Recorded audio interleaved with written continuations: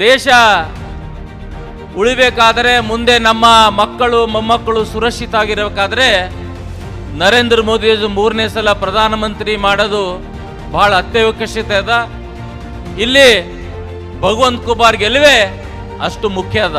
ಅದು ಇದ್ರೆ ನಮ್ಮ ಜಿಲ್ಲೆ ಕೂಡ ಸುರಕ್ಷಿತವಾಗಿರ್ತದ, ದೇಶ ಕೂಡ ಸುರಕ್ಷಿತವಾಗಿರ್ತದೆ. ಈಗ ಸನ್ಮಾನ್ಯ ಗ್ಯಾರಂಟಿಗಳ ಬಗ್ಗೆ ಸಾಕಷ್ಟು ಜನ ಮಾತಾಡಿದ್ರು.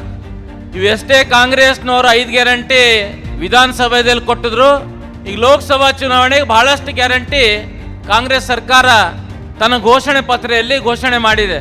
ಇವೆಲ್ಲ ಘೋಷಣೆಗೆ ಒಂದೇ ಮಾರದ, ಅದು ಯಾವುದದ? ಯಾರ ಗ್ಯಾರಂಟಿ? ಮೋದಿ ಗ್ಯಾರಂಟಿ. ಇವೆಲ್ಲಕ್ಕ ಹೊಡೆಯೋದು ಒಂದೇ ಗ್ಯಾರಂಟಿ, ಅದು ಮೋದಿ ಗ್ಯಾರಂಟಿ. ಅದು ಎಲ್ಲರ ಸುರಕ್ಷಿತಗೋಸ್ಕರ. ಸಬ್ಕಾ ಸಾಥ್ ಸಬ್ಕಾ ವಿಶ್ವಾಸ್.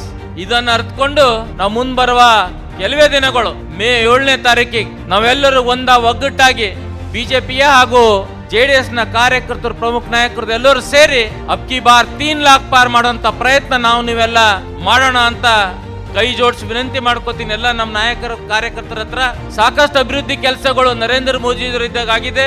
ಮತ್ತೆ ಭಗವಂತ ಖೂಬಾರ್ 10 ವರ್ಷದಲ್ಲಿ ಅವ್ರ ಸಾಧನೆ ಬಗ್ಗೆ ಅವ್ರು ಹೇಳ್ತಾರೆ.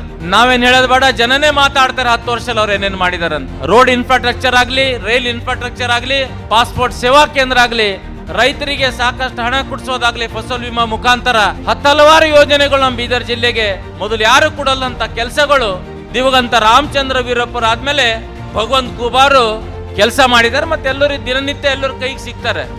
ನಮ್ಮ ಕ್ಷೇತ್ರದ ಎಲ್ಲಾ ಜನರ ಆಶೀರ್ವಾದದಿಂದ ಗೆದ್ದಿದೆ.